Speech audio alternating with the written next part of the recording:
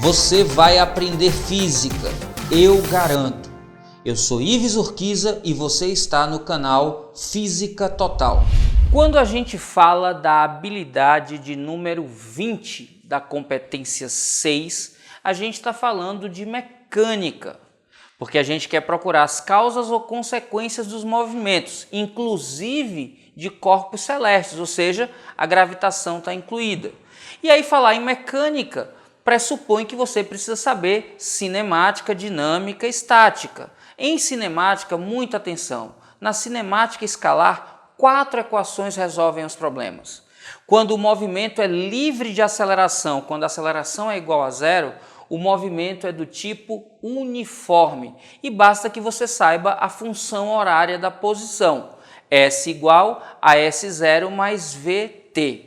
Agora, quando o movimento tem aceleração e a aceleração é constante, aí você precisa da função horária da velocidade, V igual a V0 mais AT, ou da função horária da posição, S igual a S0 mais V0t mais meio de AT ao quadrado. Ou ainda, quando não é dado tempo nem é pedido tempo, você não perde tempo usando a equação de Torricelli. V quadrado é igual a V0 ao quadrado mais 2A delta S. Com essas 4 equações separadamente ou em conjunto, você resolve qualquer problema de cinemática escalar. Tranquilo? Quando a gente começa a falar de dinâmica, a primeira coisa que a gente precisa entender são as leis de Newton. Mas antes de falarmos das leis de Newton, é preciso que você entenda que a validade dessas leis é para 1.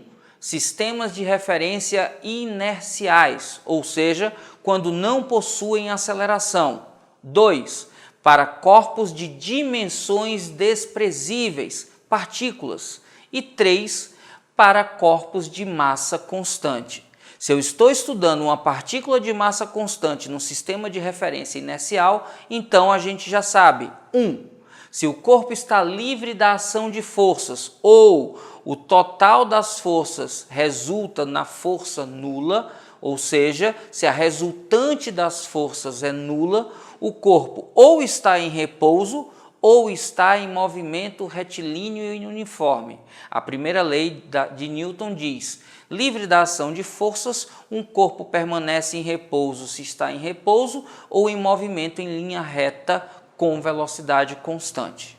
Agora, se a força resultante sobre o corpo tem módulo diferente de zero, essa força resultante vai produzir no corpo uma aceleração resultante. E cuidado, a aceleração resultante e a força resultante são vetores de mesma direção e mesmo sentido, apontam para o mesmo lado.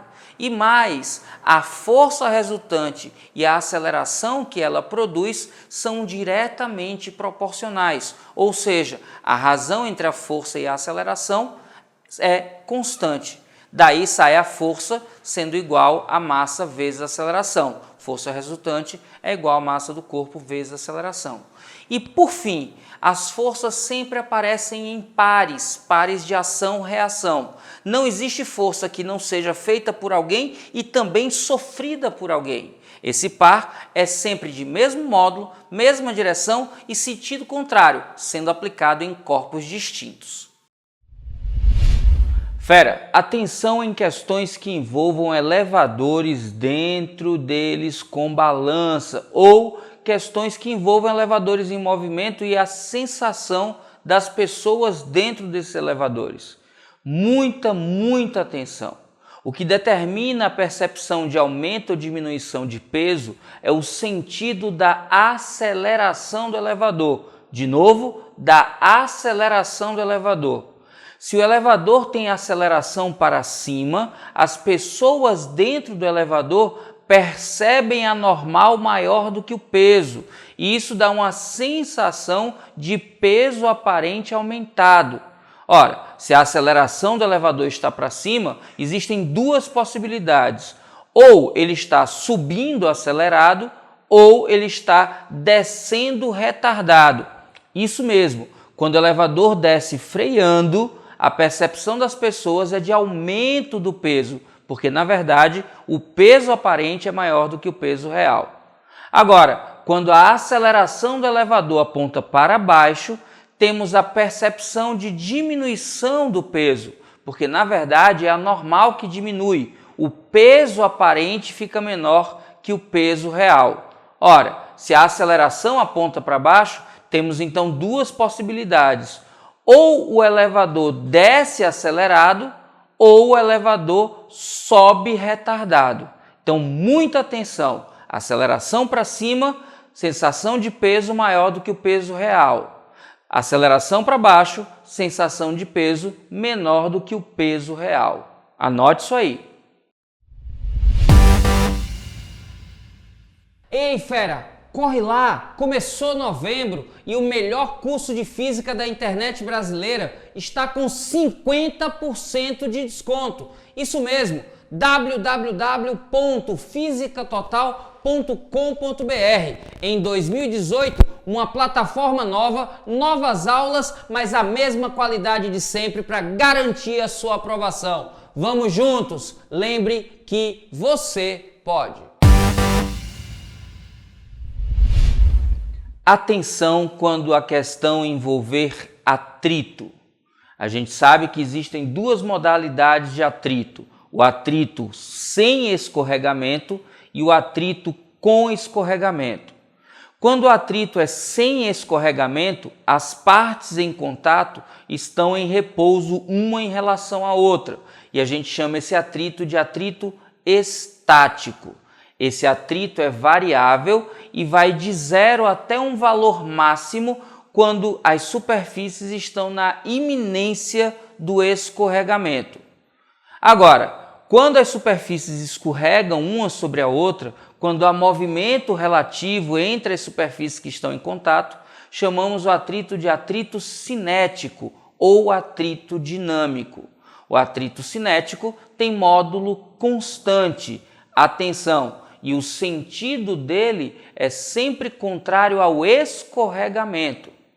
Já no atrito estático, o sentido da força de atrito é contrário à tendência do escorregamento. Muito cuidado, não é oposto ao movimento do corpo. Pode ser até favorável.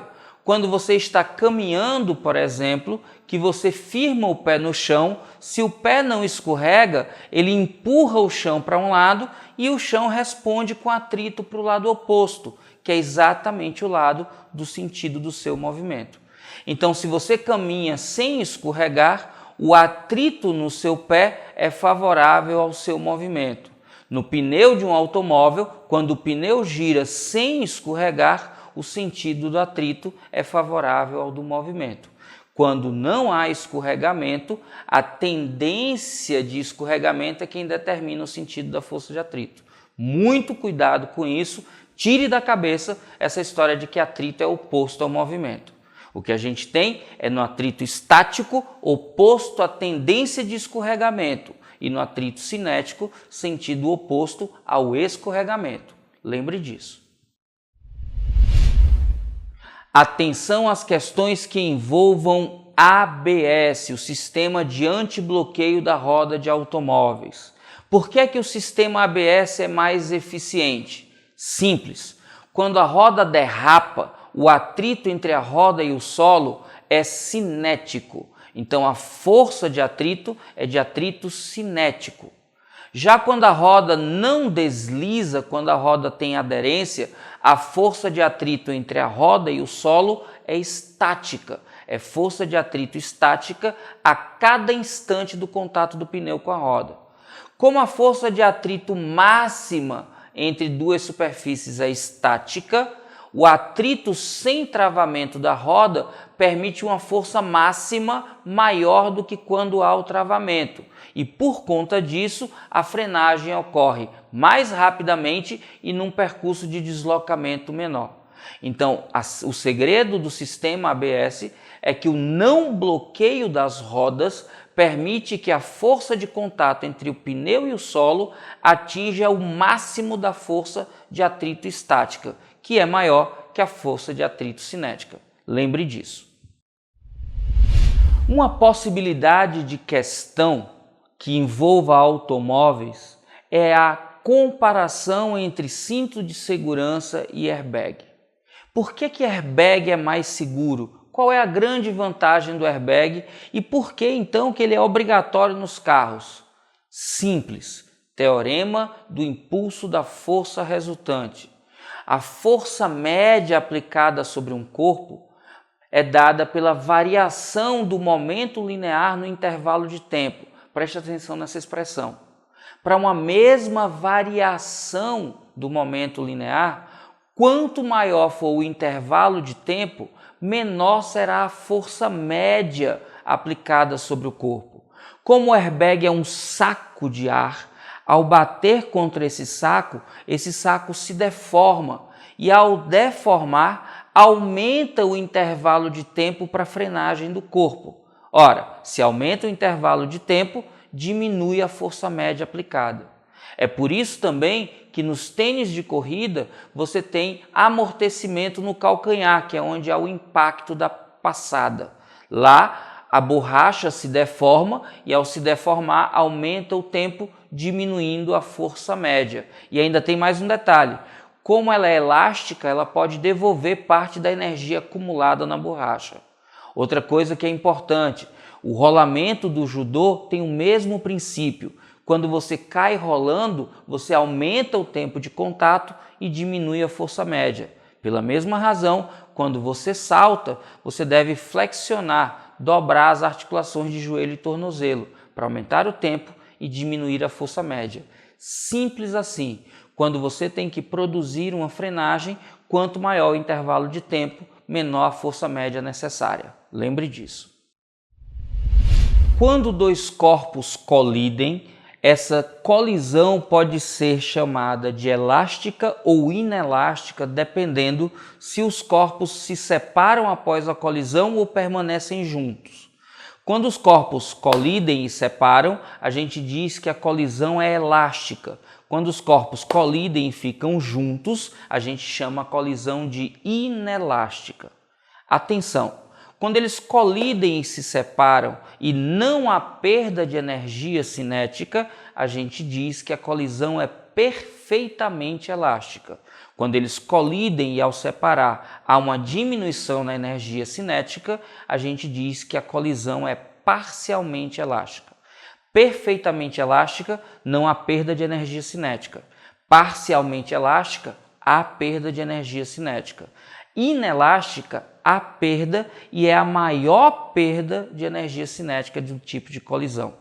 A gente pode usar um coeficiente de restituição para dizer o tipo de colisão. Ele compara as velocidades após a separação e antes da colisão. Então eu tenho a velocidade relativa após a colisão e antes da colisão. Quando eu bato e separo e não perco energia, esse coeficiente é igual a 1. Quando eu bato e separo com perda de energia, esse coeficiente está entre 0 e 1. Quando eu bato e não separo, aí esse coeficiente é igual a 0. Então, se o coeficiente de restituição é igual a 1, a colisão é perfeitamente elástica. Se ele está entre 0 e 1, é parcialmente elástica, e se ele é igual a 0, a colisão é inelástica.